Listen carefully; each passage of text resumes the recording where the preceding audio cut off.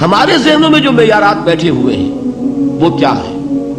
کامیابی پیسے سے ہے، کامیابی جائیداد سے ہے، کامیابی کاروبار سے ہے، کامیابی شہرت سے ہے، کامیابی اقتدار سے ہے. یہ معیارات ہیں. جو جتنا دولت مند اتنا کامیاب، جو جتنا مشہور اتنا کامیاب، جو جتنا پاپولر اتنا کامیاب، جو حکومت پر پہنچ گیا کامیاب، جس نے بڑا کاروبار جما لیا کامیاب، جس نے بہت جائیداد بنا لی کامیاب. یہی ہے اصل میں ساری بس کی گانٹھ. جو تصور کامیابی کا ہوگا اسی کے مطابق آپ کی بھاگ دوڑ ہوگی، اسی کے لیے جد و جہد ہوگی، اسی کے لیے توانائیاں صرف ہوں گی، اسی کے لیے دن رات کی مشقت ہوگی. یہ ہے اصل شے جس کی یہاں نفی ہو رہی ہے.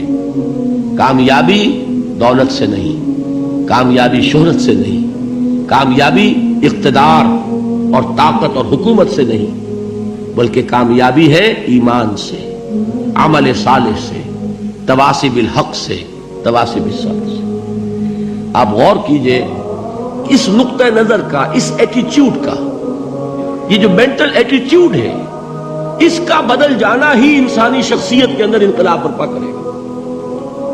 اب آپ کا نتیجہ کیا نکلا؟ اگر تو دولت سے کامیابی ہوتی تو قارون بہت کامیاب تھا، اگر حکومت سے کامیابی ہوتی تو فرعون اور نمرود بہت کامیاب تھے. کامیابی ان سے نہیں ہے. کامیابی انسان دولت میں قارون کی دولت تک پہنچ جائے اور دنیا میں دبدبہ اور اقتدار اور سلطنت اور حکومت کے اعتبار سے وہ نمرود اور فرعون کا مقام حاصل کر لے، وہ ناکام ہے، خائب ہے، خاسر ہے، برباد ہے. اور ابو ذر غفاری کامیاب ہے، چاہے ان کے پاس کچھ نہیں تھا، جھونپڑی تک نہیں تھی، کوئی گھر نہیں تھا. حضور نے فرمایا ہے اللہ کے کچھ بندے ایسے ہوتے ہیں جو کسی محفل میں جانا چاہیں تو انہیں اجازت نہ ملے، جو کہیں اگر رشتہ کرنا چاہے کوئی ان سے رشتہ کرنے کو تیار نہ، کہیں کوئی سفارش کرنا چاہے تو ان کی کوئی بات ہی نہ سنے. لیکن اللہ کے ہاں ان کا وہ مقام ہے کہ اگر بھولے سے بھی کسی بات پر قسم کھا بیٹھتے ہیں تو اللہ ان کے قسم کی لاج رکھتا ہے. یہ ہے فرق.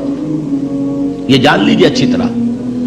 اس بات کا مان لینا آسان، اس پر سبحان اللہ کہنا آسان، لیکن اس کے مطابق آپ کے اپنے ذہن کا بدل جانا بہت مشکل. اس لیے کہ ہم متاثر ہوتے ہیں اپنے ماحول سے. وہ بڑا محل ہے، دیکھ کر ایک دفعہ جھجری آتی ہے، وہ بڑی سی 20 فٹ لمبی کار سناٹے کے ساتھ آپ کے پاس سے گزر گئی. ایک دفعہ اعصاب کے اندر ارتعاش ہوتا ہے، محسوس ہوتا ہے بڑے یہ نصیبے والے لوگ ہیں، بڑے خوش نصیب، بڑے کامیاب. حالانکہ کچھ معلوم نہیں کہ یہی سب سے بڑی بد نصیبی ہو سکتا ہے کہ یہی سب سے بڑی ناکامی ہو. اگر ذہنوں میں یہ بات بیٹھ جائے کامیابی کس شے سے.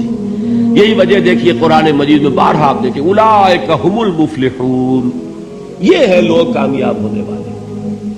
آج یہ آپ نے نماز میں وہ آیات سنی، یا ایھا الذین آمنوا ارکعوا واسجدوا واعبدوا ربکم وافعلوا الخیر لعلکم تفلحون. اے ایمان والو، رکوع کرو، سجدہ کرو، اپنے رب کی پرستش اور بندگی کرو اور اچھے کام کرو تاکہ تم کامیاب ہو جاؤ. تو کامیابی کن چیزوں سے ہے؟ یہ ہے سب سے بڑا سبق. یہ ہمارے دل میں اگر بات بیٹھ جائے، ٹھک جائے، تو زندگی بدل جائے گی. صبح و شام بدل جائیں گے، نقشے بدل جائیں گے، بھاگ دوڑ کا رنگ بدل جائے گا، ویلیو سٹرکچر بدل جائے گا. آج وہ ایک چیز نہایت اہم نظر آ رہی ہے، کل نہایت غیر اہم نظر آئے گی. جیسے کہ حضور کی حدیث ہے مالی ولد دنیا، مجھے تمہاری اس دنیا سے کیا سروکار ہے.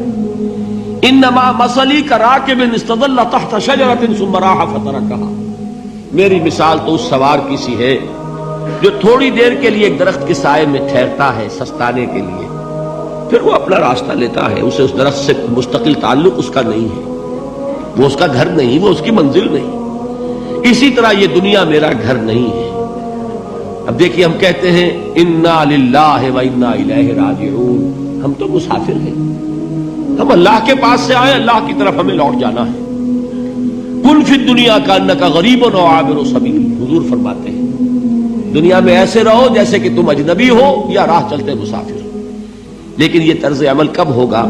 جبکہ یہ آیت ہمارے ذہنوں کے اندر بیٹھ گئی ہو. والعصر ان الانسان لفی خسر الا الذین آمنوا وعملوا الصالحات وتواصوا بالحق وتواصوا بالصبر. یہ ہے اصل بات جو میں نے عرض کیا تھا کہ میں بتاؤں گا صحابہ کیوں ایک دوسرے کو یاد دلاتے تھے. اس لیے کہ دیکھیے جیسے برف باری اگر ہو رہی ہو، آپ باہر نکلیں گے تو برف آپ کے کپڑوں پر جم جاتی ہے نا، تو آپ جھٹکتے ہیں کپڑوں کو تاکہ برف ہٹ جائے. ہمارے ایمان پر اس دنیا میں رہتے ہوئے جب ہم متاثر ہوتے ہیں ماحول سے تو گردہ آ جاتا ہے، برف پڑ جاتی ہے. اس کو جھٹکتے رہنے کی ضرورت ہے، اور وہ جھٹکنے کی بہترین اور مؤثر ترین شکل یہی ہے کہ یاد رکھو کامیابی ان چیزوں سے نہیں ہے. چمک دمک جو ہے دنیا کی، یہ ساری چمک دمک جو تمہیں رجھا رہی ہے، جو تمہیں اپنے اندر گم کیے ہوئے.